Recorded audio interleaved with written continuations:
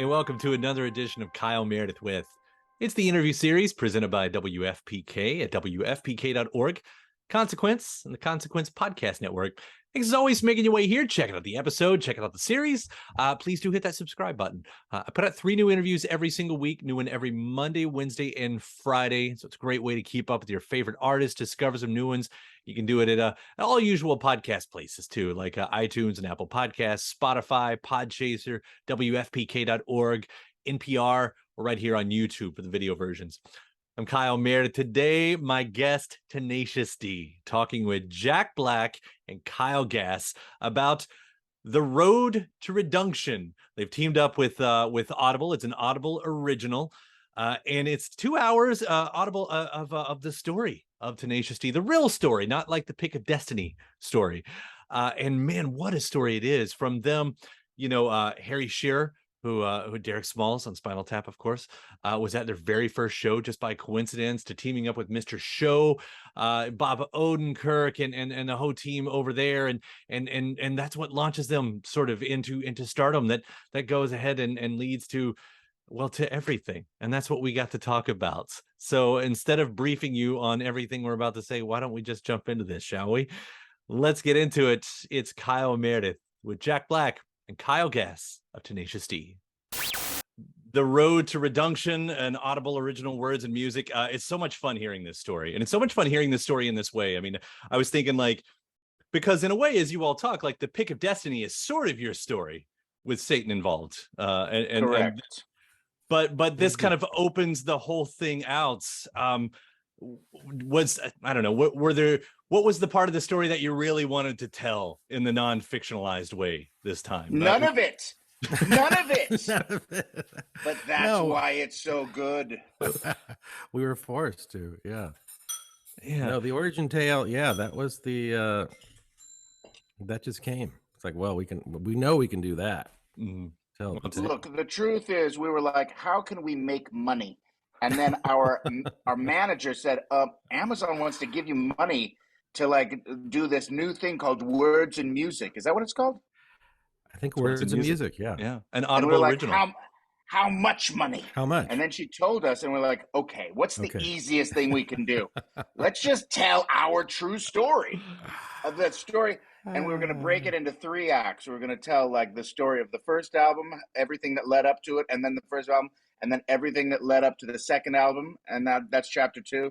And then the rest would be chapter 3. Like a 3-act play or a movie. So we're plugging along. We're in the recording studio, just telling the story, and then a magical thing happened on the way to making money.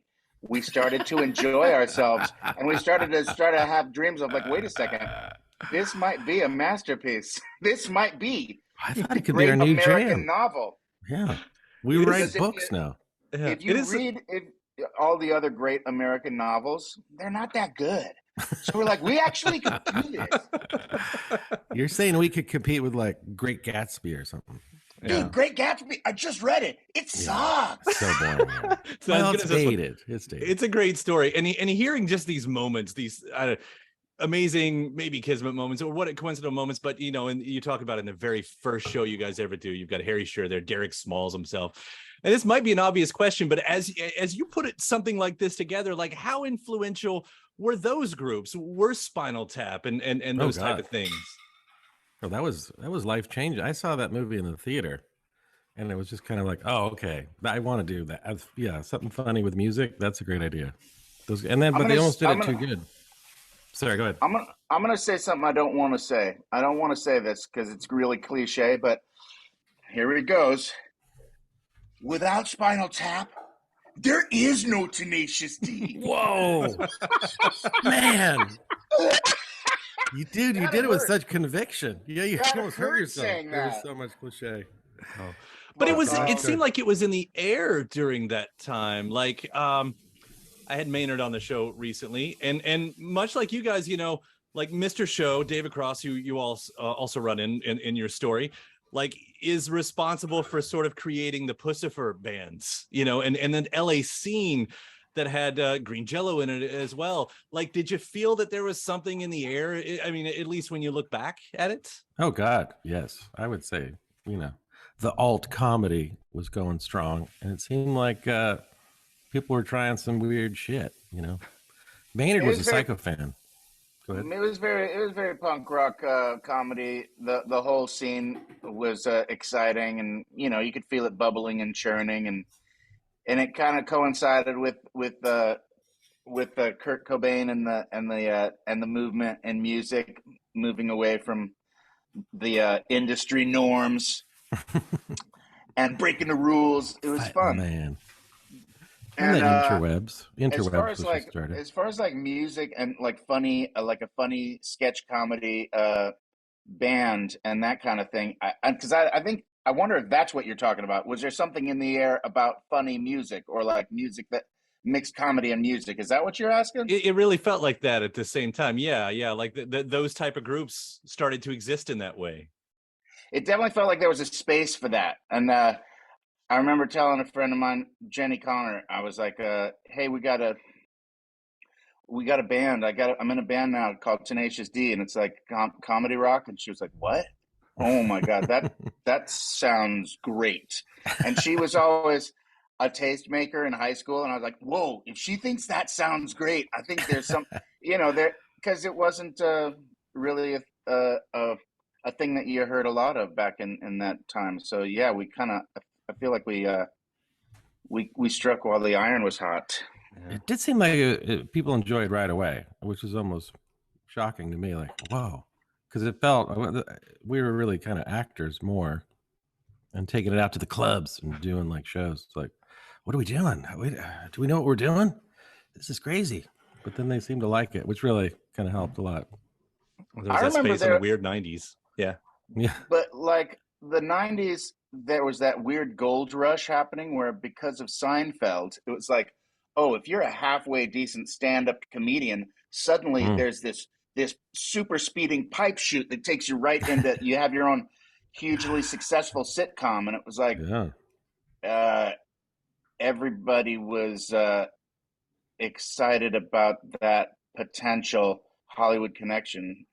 And never was it stronger than the early 90s, right, Cage? Do you remember feeling like that when we were going? I do. It seemed like there was a lot of development happening, and if you had it going on stage, it was like, okay, potentially get a deal. It was a nice space for it, and it's interesting how you all played it too, because maybe once you became like, I don't know how much is planned and everything, but we grew up with the stories like behind the music that was there. You could see the entire what would become the scope of how a rock band's career trajectory happens. And you found yourself in that, Rise to Phoenix. Like there's that moment, as you talk about in the Road to Redunktion. It's like, oh, but of course now we can have the comeback album. Like how often did you try to like lean into those, like we're telling the story of rock bands, Well, I love Behind the Music. I probably saw every one of them.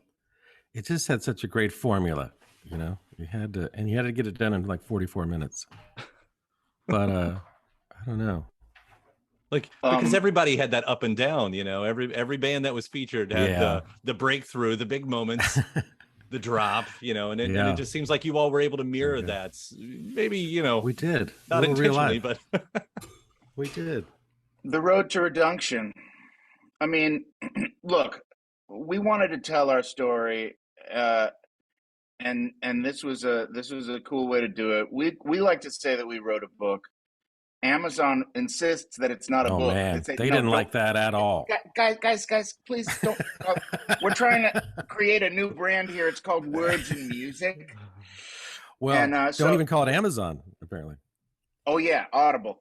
Is it? Audible. Is it called Words and Music? Is that? I keep on forgetting because it's Audible Original Words and Music. Audible Original Words. So we wrote a Words and Music. It's not as fun to say. No, it doesn't feel like you did a real thing. There's no Peabodys. We wrote a book is way more satisfying and fun to say. So that's what I'm going to say. Although we may be in court with Jeff Bezos. Not Jeff Bezos. No, it's the other guy. The other guy doesn't want you to mention Jeff Bezos because he's a wannabe Titan. Who are the whatever it is, we're very proud of it. We think it's more than a behind the music. It's more than a words. Well, and how music. long is it? It's like It's a book. It's 2 hours. We're 2 hours. Yeah, wow. It's 2 hours. We're shooting for that Pulitzer. Yeah. You got songs in this series, the orchestrated intro, and I mean, where did that, was that something that you guys put together as well? Was that Audible? Because it fits your mood. It fits the brand, the D brand. I think that was our idea that John Spiker, our producer, executed. Yeah, well. John Spiker comes through again. Our bass player and also producer extraordinaire on all our last few albums. I'm gonna call him Intrepid. Yeah, he's pretty badass. But yeah, it's a sneak a peek. You know, you sneak a peek behind the curtain to see how the sausage is made, and I think that's the appeal, because a lot of rock bands or entertainers don't really want you to see that they're human. And look, we're just a couple of guys who want to put on a good show, putting their pants on with the ups and the downs. You want to see all the warts and all, and the sensitive bits. Those are always going to be the most entertaining. The kids want it real. They want the authenticity. Yeah. You know, that's what plays. That's why we made this, for the kids. For the kids, you know, give them a blueprint. And the epicness, though, I mean, you're right. There is that side of things. I do want to know this story, but I also enjoy the production that you guys have typically put on, and with the live shows, which I will make mention really quickly. I'm in Louisville. You guys are going to be here September 22nd, I think. Louder Than Life Festival. What Louder Than Life feels like, again, that's one of those phrases that fits this idea of Tenacious D so much. You know, it's these appropriate things, but. What can you tell me about the tour? I mean, is there a new storyline, or are you just coming out to bring the rock? Oh, that's another cash grab, obviously. And you know what we want to do? I just heard about it. Dynamic ticketing. Have you heard of this? No, the Springsteen stuff, right? $5,000 a ticket, sure. Yeah, backlash. Remember Taylor Swift auctioned all her tickets off. Wouldn't it be embarrassing? Wouldn't it be embarrassing though if you dynamic ticketed it and you ended up making less than if you had just charged? No, the dynamics say your show's only worth $5. Well, that's what I love, the word dynamic, because it really is. It can be. Well, I think they're taking a page out of the scalper handbook and say, wait, how can we scalp the fans? Yeah, you know what? That is exactly right. I think that's what's happening. But I'll tell you one thing about this upcoming tour, Kyle Meredith. It coincides with the upcoming midterms elections. I know it's a couple months before November, but that's actually perfect timing to get people that have never voted before, get them registered, because the deadline is in October. Rocktober is a little too late. If you really want to rock the vote. So we're last minute changing the whole thing behind this. Changing the brand. Tour. It's not just a cash grab. We're also saving democracy. It's a cash grab and a political movement. Mainly. I appreciate that, because that's important stuff. Here in Kentucky, we're trying to make a lot of changes over here. It's I got to apologize for a couple of the guys we have in Congress, by the way. We're trying to fix that. It's not you, Kyle M. And by the way, Kyle M., another thing I can tell you about this upcoming tour, backstage pass for Kyle M. What? That's you. Yeah. You better backstage be there. Pass. I'm going to melt down. I'm going to have the Wayne's World moment right in front of you guys. The road to Redunktion, Audible Original Words and Music. It was so fun listening to this story. Thank you guys for taking the time to talk about it. I can't wait to hear what's next. I love the Who medley as well. Thank you both. Thank you. Yeah. Right. Look forward to unveiling the next chapter very soon. Right. All right. Thank you all. Sir. We'll see you all around. Bye. And thanks to my guest. Also, thanks to you for checking out the episode in the series. Before you get out of here, hit that subscribe button. Again, you get 3 brand new interviews every single week. New one every Monday, Wednesday, and Friday at right here on YouTube, or of course anywhere in podcast land, including iTunes, Apple Podcasts, Spotify, Podchaser, NPR, or WFPK.org as well. A great way to keep up with your favorite artists and discover new ones as well. Then after that, actually head over to WFPK.org. That's where I do a show Monday through Friday, 6 p.m. Eastern. It's an hour full of song premieres, music news, anniversary spins, bonus interviews, Monday through Friday, 6 p.m. Eastern at WFPK.org. Consequence has your music and film news. You can also find me on the social media spots, Facebook, Instagram, mostly on Twitter. All 3 of them, the address is at Kyle Meredith. do hope you like and follow along. That does it for another edition. I'm Kyle Meredith. I'll see you next time.